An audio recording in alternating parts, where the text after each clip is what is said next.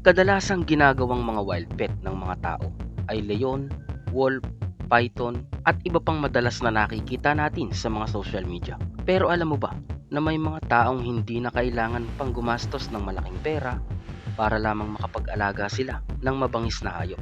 At ang hayop na ginagawa lang naman nilang alaga ay ang nakakatakot na spotted hyena.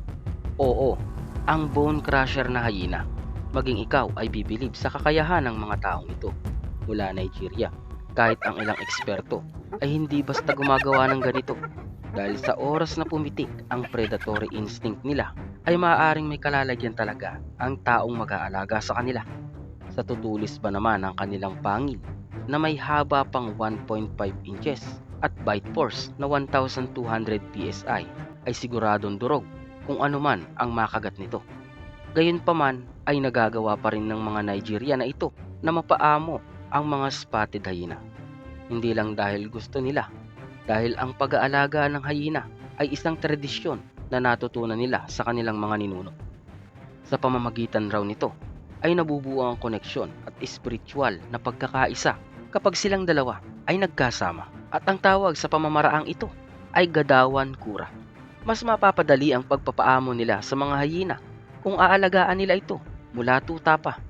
Dahil habang lumalaki ay maa-adapt na niya ang buhay kasama ng mga tao. Ngunit gayon pa man ay nagagawa pa rin nilang mapaamo ang mga adult na hyena. Yun nga lang ay medyo kailangan nila ng matinding training para dito.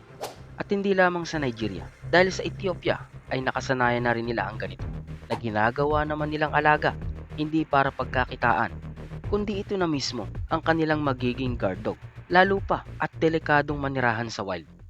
So, back to Nigerian tamer.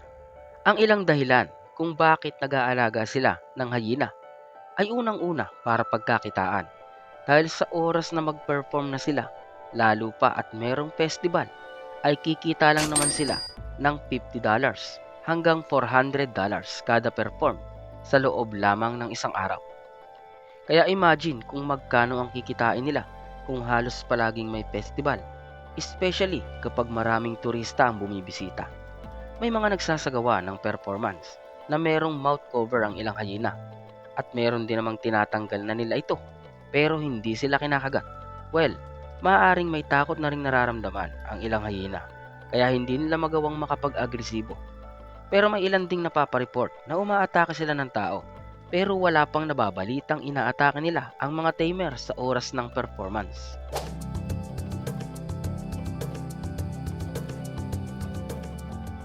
Gayunpaman, kahit nagagawa nilang mapaamo ang mga wild hyena, ay meron pa ring negative feedback ito.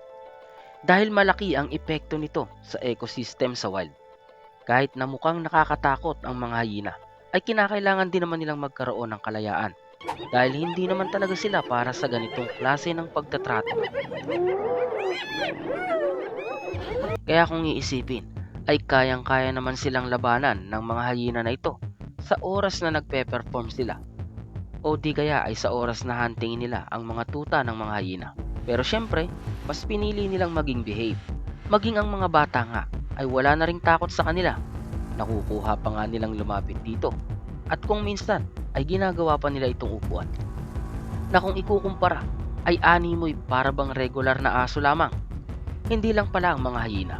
Dahil makikita rin sa lugar ang pag-aalaga pa nila ng ilang wild animal.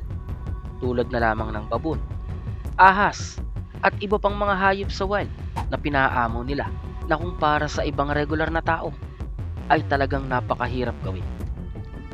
So, palagay ko ay ayos din ngang ganito ang maging guard dog at siguradong walang mangangahas na pumasok sa iyong bakuran.